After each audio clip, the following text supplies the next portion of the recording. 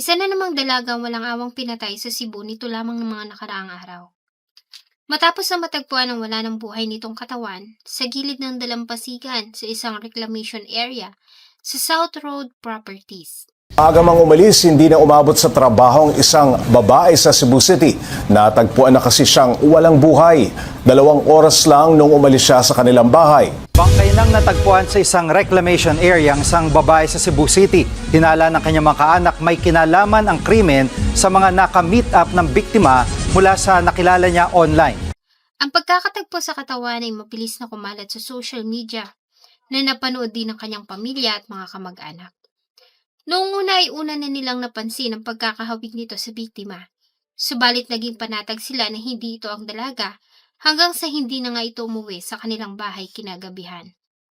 Ano nga ba ang nangyari sa 22 years old na si Nika Denise Lagria? At papaano nakarating ang wala ng buhay niyang katawan sa South Road Properties?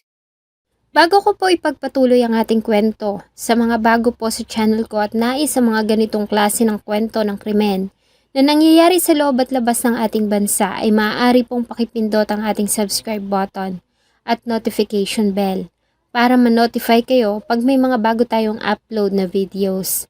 November 19, 2024, isa lamang ordinaryong araw sa mga mamamayan ng Cebu City nang makatanggap ng tawag ang tanggapan ng kapulisan sa Cebu tungkol sa natagpuang wala ng buhay na katawan ng isang babae sa gilid ng dalampasigan sa South Road Properties.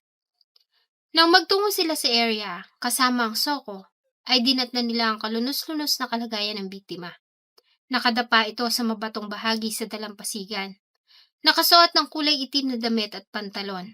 Bagamat nakamedyas, ay wala itong suot na sapatos o tsinelas. Kitang-kita din ang mga bakas ng bugbog at pasa nito sa kanyang mukha at leeg. Noong una ay naging palaisipan sa mga investigador ang pagkakakilanlan ng biktima dahil sa wala silang nakitang identification card o anumang gamit nito sa crime scene. Kaya naman ay agad silang nanawagan sa social media sa kung sino ang maaari nakakakilala sa dalaga. Hanggang sa may mga taong nagtungo sa funeral home kung saan dinala ang katawan. At dito na nga positibong kinilala ang biktima na ang 22 years old na si Nika Denise Lagria. Ang pamilya Lagria ay simple lamang na namumuhay sa barangay Yate, sa bayan ng Liloan sa northern na bahagi ng Cebu. 4 silang magkakapatid at si Denise ang bunso. Kaya naman mahal na mahal ito ng mga magulang at nakatatandang mga kapatid. Sa Liloan na pinanganak at lumaki si Denise, kung saan karamihan ng kanilang mga kamag-anak naninirahan. Kaya naman malapit ito sa mga pinsan. Ayon sa kanila ay mabait ito at mapagbigay, palakaibigan din at may pagkakikay. Madaldal din ito at palaging nagkukwento tungkol sa kanilang pamilya. Nang makapagtapos ng senior high school ay hindi na nag-enroll si Denise ng kolehiyo. Sa halip ay nagpa siya itong pumasok na ng trabaho sa pagnanais na matulungan ng mga magulang na nagtitinda. May edad na rin ang mga magulang ni Denise at ayon sa kanila ay nais ng dalaga na matulungan ng mga magulang. Dahil sa angking kagandahan at pagiging masiyahin, ay agad namang natanggap sa trabaho si Denise sa isang restaurant sa Mandawi City bilang kahera. Medyo may kalayuan ng lugar sa kanilang bahay. Dahil nga sa kabi-kabilang krimen na nababalita sa Cebu, ay mas pinili na lamang ni Denise na tumira kasama ang pamilya kesa sa mangupahan ng silid sa Mandawi City. Mula sa kanilang bahay sa Barangay Yate, ay gumigising si Denise ng alas 3 ng madaling araw. Ganon din ang kanyang ama na siyang naghahatid sa kanya sa sakayan ng multicab. Ayon sa kanyang ama noong madaling araw ng November 19, 2024, tulad ng nakasanayan, ay madaling araw pa siyang nagising. Sakay ang kanilang motorsiklo ay inihatid niya ang anak hanggang sa makasakay ito sa isang multicab. Bago siya umalis para umuwi ay sinisiguro niya munang nakasakay na ito at susunduin niya naman ito ng alas 9 ng gabi sa parehong lugar. Ayon sa mga kaanak at mga nakakakilala kay Denise, ay napanood nila ang balita tungkol sa natagpo ang babae. Ilang oras lamang mula nang umalis si Denise. Kaya naman malakas ang paniniwala nila na hindi ito ang napabalitang natagpo ang katawan. Hanggang sa sumapit na ang oras para sa pag-uwi ng dalaga. Kinabahan na ang pamilya dahil sa unti-unti nang lumalalim ang gabi, pero wala pa ring Denise ang dumarating. Mas lalo pa nga silang kinabahan dahil sa hindi nila makontak ang cellphone nito. Agad nilang tinawagan ng restaurant na pinapasukan ni Denise sa Mandaue. At dito ay nalaman nila na hindi ito pumasok sa trabaho. Doon na sila kinutuban ng masama nang maalala ang balita tungkol sa natagpo ang katawan ng isang babae sa seawall sa South Road Properties. Agad nilang tinungo ang funeral home kung nasaan dinala ang katawan. At doon nga ay nakita nila ang nawawalang anak na si Denise. Noong una ay naging palaisipan pa sa mga investigador kung sino ang maaaring may kinalaman sa nangyari sa biktima. May mga haka-haka na maaari umano na may kinalaman nito sa mga tao na nakikilala ng dalaga sa social media, ayon sa kanyang mga pinsan. Subalit kalaunan ay ilang mga testigo ang nagawang makausap ng mga investigador kung saan ayon sa mga ito ay nakita nila ang isang lalaki na nagmamaneho ng isang pampasaherong multicab ang nagtapon sa katawan. Agad na naghanap ng mga CCTV camera ang mga investigador sa lugar at sa mga ruta na posibleng dinaanan ng biktima mula na sumakay ito sa isang multicab mula sa kanilang bayan sa Liloan noong madaling araw ng November 19, 2024. Hindi naman sila nabigo dahil sa nagkalat na ang CCTV camera sa mga malalaking establishments sa lugar. At mula dito ay nakita nila ang kulay asul ng multicab na huling sinakyan ng biktima. Positibo din itong kinilala ng ama ni Denise na siyang multicab na huling sinakyan ng kanyang anak. Dahil dito ay agad na ikinasa ang isang manhunt operation at agad na hinanap ang multicab na may plate number na GXF570. At namataan nila ang nasabing multicab sa kahabaan ng bayan ng Konsolasyon noong November 20, 2024.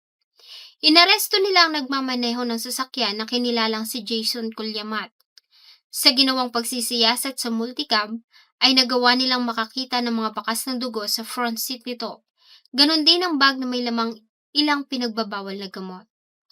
Sa ginawang interrogation kay Jason Culyamat ay sinabi nito na hindi siya ang nagmamaneho ng sasakyan noong November 19, 2024, kundi ang kanyang tiyuhin na si Godofredo Kilwan Brofar.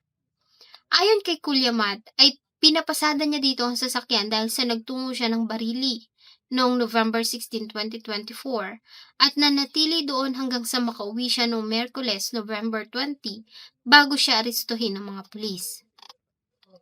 Ang nasabing pahayag ni Culyamat ay kanila namang nakumpirma. Sinabi din ni Culyamat na una niyang napansin ang mga bakas ng dugo sa front seat ng sasakyan. At ito rin na nagturo sa mga pulis kung saan matatagpuan ang kanyang tiyuhin.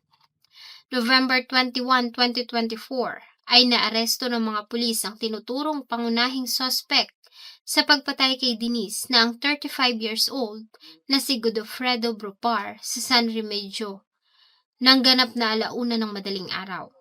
Nahirapan pa ang mga arresting officers dahil sa sinubukan pa nitong tumakas.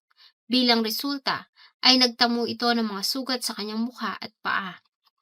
Mula sa tinitirhan nito ay nagawa nilang ma-recover ang cellphone ni Denise, charger, sapatos at isang kalibre 38 na baril. Sa parehong araw ay agad ding hinarap si Brofar sa media para sa isang press conference at dito ay inilahad niya ang buong pangyayari. Ayon kay Brofar noong madaling araw ng November 19, 2024, tulad ng salaysay ng ama ni Denise, ay isinakay niya ang dalaga sa Liloan. Sa front seat ito sumakay at sa unang tingin ay agad siyang humanga dito dahil sa maganda nitong muka. Habang nasa biyahe ay nakaidlip ang dalaga. Ayon kay Brofar, ay una niyang inihatid ang lahat ng mga sakay niyang pasahero. Nang sila na lamang dalawa ng biktima ay dinala niya ito sa madilim na bahagi sa reclamation area sa Mandaue City at hinalikan ang natutulog na dalaga. Sa pagkagulat ay galit na nagising ang dalaga at buong lakas na kinagat ang dila ni Brofar hanggang sa maputol ito. Sa galit ayon kay Brofar ay sinakal niya si Denise hanggang sa tuluyan na itong malagutan ng hininga. Nang mahimasmasan ay muli siyang nagmaneho patungo sa Cebu City hanggang sa marating niya ang seawall sa South Road Properties kung saan niya itinapon ang wala ng buhay na katawan ng dalaga. Buhat ang ato, mag-intenso mo akong patyon. Sakit ang akong dila kaya yung iputol. Ngano maputol man ang imong dila. Dili to mangilabot akong mangod. Sayo Unsa man nimo siya? ang ko. Walay pasaylo. Mga nga, buhat ang pagpatay sa mga hote. Sakit ang akong dila. Matapos ang krimen ay binalik niya ang multicab at nagtungo sa Bogo District Hospital para magpagamot dahil sa naputol niyang dila. Pinalabas niya na biktima siya ng mga magnanakaw at pinutol ng mga ito ang kanyang dila para hindi siya makapagsumbong. Bago siya umuwi sa kanilang bayan sa San Remedyo kung saan siya nahuli ng mga pulis. Inamin din ni Brupar na dati na siyang gumagamit, subalit ayon sa kanya nang gawin niya ang pagpatay ay hindi siya gumamit at hindi rin siya nakainom ng alak. Maliban sa mga ibinigay niyang salaysay, napag-alaman din ng mga investigador na si Godofredo Brupar ay dati nang nasangkot sa kasong pambastos at hindi lamang isang beses, kundi 8. Galit na galit naman ang pamilya ni Denise na makaharap nila si Brupar sa ginawang press conference. Nagpaabot naman ang suspect ng labis na pagsisisi at humingi ito ng tawad. Ganun pa man para sa mga nagmamahal kay Denise ay walang kapatawaran ang ginawa nito. Sa kasalukuyan si Brupar ay nasa custodial facility ng Mambaling Police Station habang pinag-aaralan pa ng mga pulis ang patong-patong na kaso na isasampa laban dito. Samantala, bagamat nalinis ang pagkakasangkot sa kaso, ay mananatili pa rin si Jason Culyamat sa kustodiya ng mga pulis at nahaharap naman sa ibang kaso hinggil sa nakuhang mga kontrabando sa posesyon nito. Pinuri naman ni Cebu City Mayor Raymond Alvin Garcia ang Mambaling Police dahil sa naging mabilis na pagkakahuli sa may sala at pagkakaresolba ng kaso.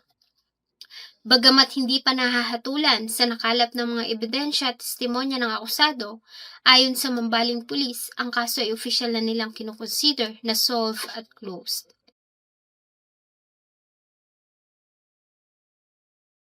Sana po ay nagustuhan nyo ang isa na namang kwento na akin pong ibinahagi. Marami pong salamat sa inyong patuloy na pagtangkilik sa akin pong mga videos. Huwag nyo pong kalimutang mag-iwan ng inyong saloobin at suggestion sa atin pong comment section. Thank you so much po and see you in my next video.